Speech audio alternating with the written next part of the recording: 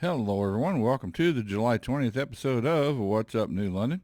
I am your host, Steve. I hope you can stick around. I've got some community event announcements, and we'll take a look back at some New London history. That's all coming up next on What's Up New London. And taking a look at local events, Saturday's the big day in New London with lots going on, and the weather forecast looks great, sunshine and 79.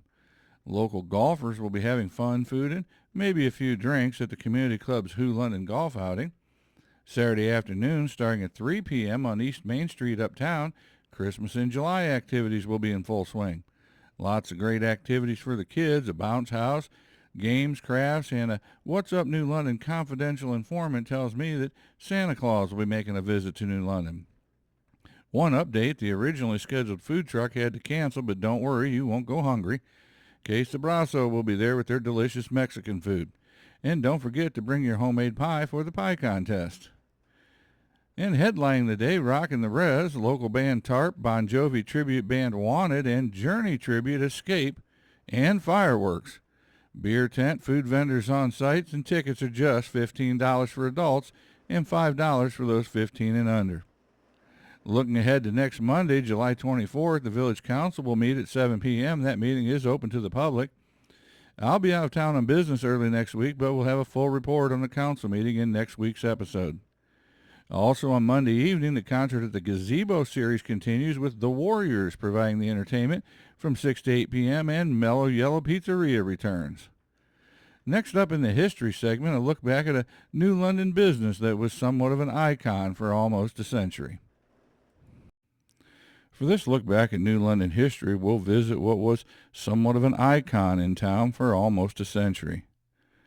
Credit for this story and the accompanying photos goes to the book You Know You Grew Up in New London If, compiled in 2012 by Gail Sullivan Ashbaker and Vicki Dean Hammersmith, and the story in the book written by Barney Thomas. The building, known as the News Center, was built in 1902, and until 1911, a meat market occupied the first floor and a dental office the second floor.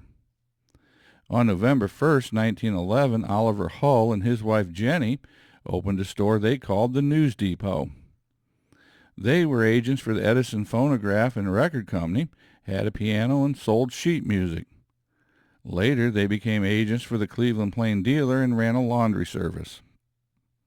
After Mr. Hull passed away, Jenny married Ford Bracey and decided to sell ice cream.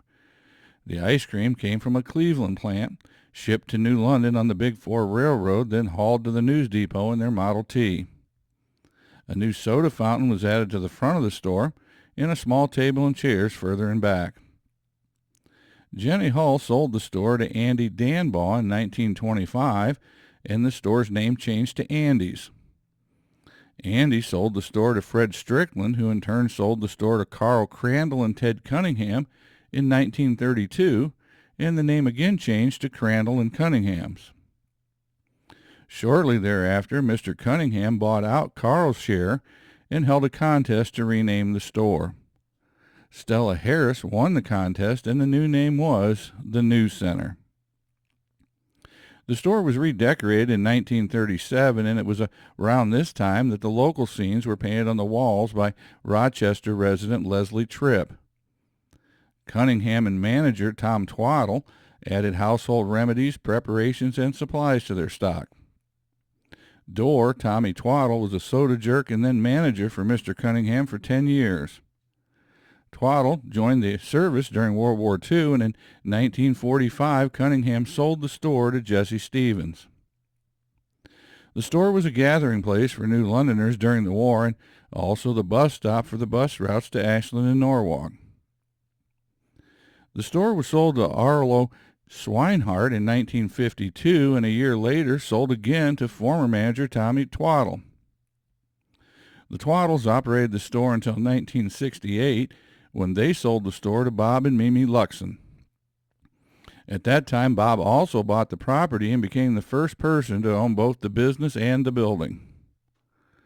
Bob operated the News Center for over 2 decades and added a game room, lottery outlet, and dispatch service for village emergency services. Bob sold the store to Mark and Sandy Bunt in 1991, and After a few more owners, the store finally closed in 2000, after 83 years in business on East Main Street. The end of an era, what had provided a gathering spot, hot dog and cherry coke lunch, and hangout for decades of New London teenagers was no more. I hope you enjoyed this look back at the iconic news center. Well, folks, that's it for another episode of What's Up New London. If you notice I'm a little wet, we're in the middle of a thunderstorm and heard a branch hit the roof, had to go out and check on that. No damage done, and the show must go on. So I want to thank everyone for watching, ask you to like and subscribe to the YouTube channel so you don't miss future episodes. Send me any updates, community events, and as always, until next time, stay safe and God bless the United States of America.